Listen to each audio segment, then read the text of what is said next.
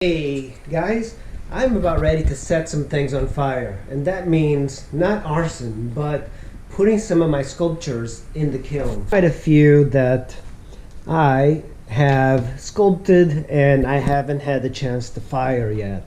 So I have this one, I have this one, and this one that are ready to fire, along with a sculpture that I have here. The Hercules sculpture, as you can see. This one is very sensitive because it is already cracking in various places, so I'm going to wait on it. The other ones are a little bit easier to fire in the kiln and make permanent. You can see here these are permanent, and I just kind of put some paint on it, and I can take some bronze powder or something, making them a little bit nicer.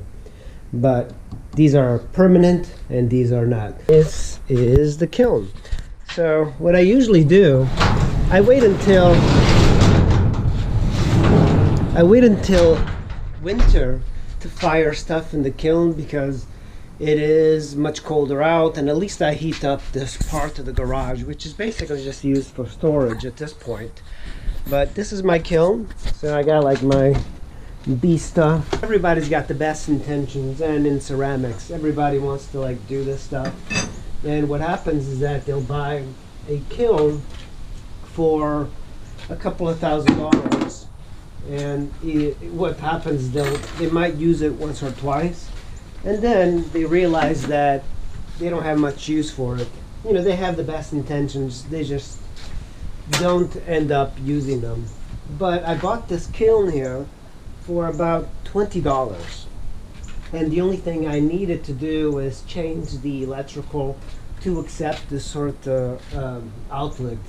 To fire sculpture, you have to fire it very, very slowly, and for that Hercules Viriato sculpture that I did, you have to fire it even slower. So what I do is I even like raise the top lid, so basically all the air kind of escapes a little bit so it doesn't get too hot, because you want to gradually increase the temperature.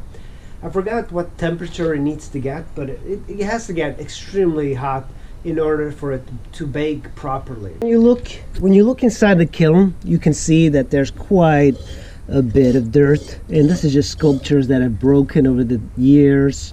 So inside of the kiln there's this little switch, and what you do is you put these triangles, otherwise known as cones, in there, and that lets you fire to the temperature of that cone. So what happens is that you put this switch up and you put this down, and that holds it, and then you put the cone on the inside, and when it reaches that temperature it bends the cone, and then it drops down when it melts the cone, and it shuts off the kiln. Of course, there's different settings for heat, so you turn it on to whatever settings. This is a very cheap kiln, so it doesn't have a way to go very slow. So the way I go about it is I open the lid and I just let it all kind of come out until the sculpture's been there for a couple of hours, because you want for sculptures to fire slowly, and that's where you put the little cone. And it's a safety switch, that way it just doesn't keep the kiln running out, forever. Kiln running, you can see I have it on low, and I have this kind of open, and there is a sculpture already inside. Bathroom, Sophie. So here is the sculpture I just pulled out. You can see there's like clay kind of coming out that I pulled out from the kiln.